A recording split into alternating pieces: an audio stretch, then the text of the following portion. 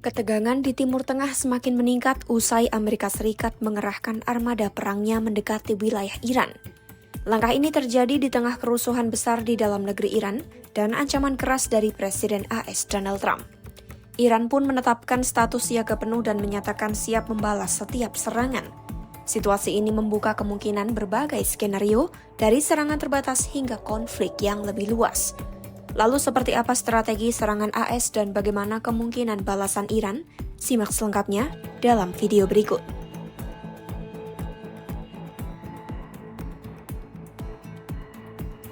Ketegangan ini dipicu oleh pergerakan gugus tempur kapal induk USS Abraham Lincoln bersama 3 kapal perusak pendamping yang dikabarkan telah memasuki Samudra Hindia.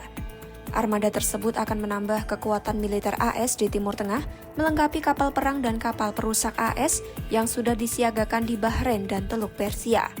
Secara keseluruhan, pengerahan ini membawa sekitar 5.700 personel militer tambahan ke kawasan. Trump membenarkan pergerakan armada tersebut, namun tetap berharap kekuatan militer itu tidak perlu digunakan. Meski begitu, Trump tetap melontarkan peringatan keras kepada Iran terkait program nuklir dan penanganan aksi protes di dalam negeri. Laporan kajian mendalam dari Lembaga Pemikir Institute for National Security Studies (INSS) menilai AS punya beberapa pilihan tindakan. Opsi pertama yaitu melakukan serangan simbolis.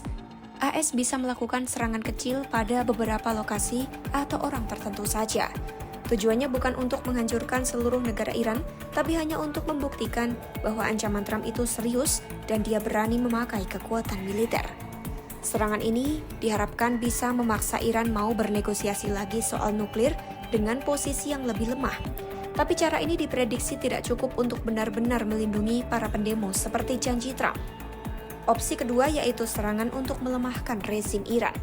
AS bisa menyerang pasukan khusus seperti IRGC, Basij, atau pejabat tinggi Iran. Pilihan ini sangat sesuai dengan janji Trump untuk membantu para pendemo karena bisa melemahkan kemampuan pemerintah dalam menekan protes. Bahkan, AS mungkin saja mencoba menangkap atau menyerang pemimpin tertinggi Iran, sama seperti yang mereka lakukan di Venezuela awal Januari 2026. Opsi ketiga yaitu serangan pada kekuatan militer utama. Selain menyerang pasukan keamanan, AS bisa fokus menghancurkan senjata-senjata penting Iran seperti gudang rudal balistik. Hal ini dilakukan untuk kepentingan AS sendiri agar Iran tidak bisa membalas dan membuat biaya yang harus dibayar Iran jadi sangat mahal jika mereka tetap melawan. Di samping itu, jika AS menunggu sedikit lebih lama dan protes terus berlanjut, AS disebut bisa memindahkan lebih banyak pasukan dan senjata kembali ke Timur Tengah. Dengan lebih banyak pasukan, risiko bagi tentara AS jadi lebih kecil dan mereka bisa melakukan serangan yang lebih besar. Pada kenyataannya, proses penambahan pasukan ini sudah mulai berjalan. Jika protes mereda, Iran bisa mengaku mereka sudah menuruti perintah Trump untuk berhenti menindak pendemo. Ini memberi kesempatan bagi Trump untuk merasa menang tanpa harus perang. Jika ini terjadi, AS mungkin batal menyerang atau hanya melakukan serangan kecil formalitas saja. Trump disebut terlihat mulai mempertimbangkan jalur ini. Semuanya tergantung apakah Iran mau mengalah soal program nuklir mereka atau tidak. Akan tetapi sulit untuk memastikan mana yang akan terjadi. Meski demikian, kemungkinan AS untuk benar-benar menyerang secara militer disebut telah meningkat dalam beberapa hari terakhir. Sebaliknya, peluang bahwa masalah ini selesai tanpa serangan dari AS justru semakin mengecil.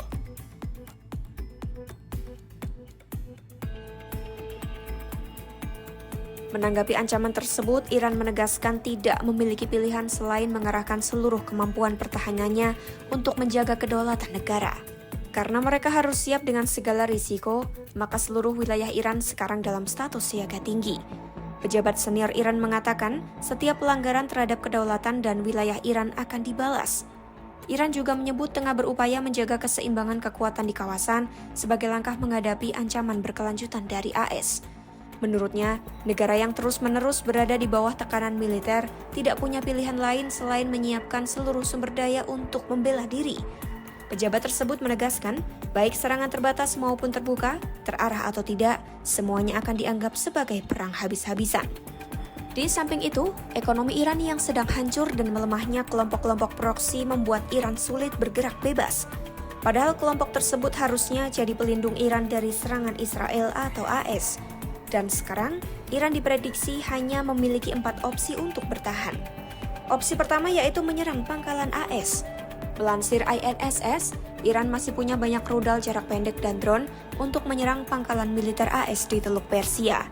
Namun mereka takut jika banyak tentara AS tewas, Trump akan marah besar dan berusaha menggulingkan rezim Iran. Di lain sisi, karena pasukan AS di kawasan itu masih sedikit dan belum ada kapal induk, Iran mungkin berpikir ini waktu yang tepat untuk menyerang sebelum pertahanan udara AS makin kuat. Jika Iran masih mau berdamai, mereka mungkin hanya akan melakukan serangan kecil sebagai simbol perlawanan saja. Ini pernah mereka lakukan saat menyerang pangkalan AS di Qatar pada Juni 2025 lalu setelah AS mengebom lokasi nuklir mereka. Opsi kedua yaitu menyerang Israel dengan rudal dan drone. Mereka mungkin melakukan ini agar tidak langsung perang dengan AS, tapi tetap terlihat melawan. Risikonya, Israel pasti akan membalas dengan sangat keras dan bisa mengajak sisa-sisa kekuatan Hizbullah di Lebanon untuk ikut perang. Apalagi selama ini Iran sudah keluar banyak uang untuk membantu Hizbullah melawan Israel. Serangan ini juga bisa membuat Israel dan AS bekerja sama menghancurkan fasilitas penting di Iran. Opsi ketiga yaitu menutup jalur minyak di Selat Hormuz yang merupakan tempat lewatnya seperempat minyak dan gas dunia. Jika ini terjadi, ekonomi dunia akan kacau dan harga bensin akan melonjak tajam. Tapi ini disebut menjadi jalur terakhir jika rezim Iran sudah mau hancur.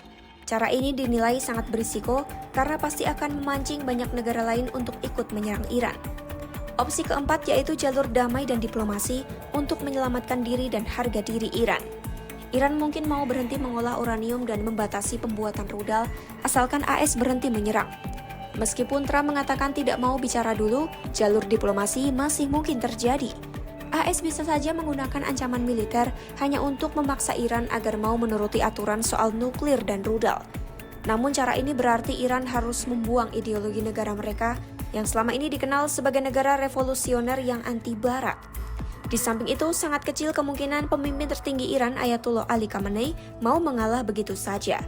Jadi, jalur damai disebut hanya bisa terjadi jika ada pergantian pemimpin yang mungkin lewat kudeta di mana pasukan elit IRGC meminta Khamenei mundur. Ini mirip dengan kejadian di Venezuela di mana pemerintahan berganti tapi tetap di bawah kendali AS. INSS menyebut jika ini terjadi, kelompok oposisi Iran mungkin akan tersingkir dari permainan politik. Apapun skenario yang diambil, baik serangan militer maupun jalur diplomasi, dampaknya akan sangat terasa bagi stabilitas global, terutama pada ekonomi dan keamanan dunia. Rezim Iran kini harus memilih antara menjaga ideologi atau bertahan hidup di tengah tekanan hebat AS. Tinggalkan pendapatmu di kolom komentar, ikuti terus perkembangan terbaru konflik AS Iran hanya di YouTube Kompas.com.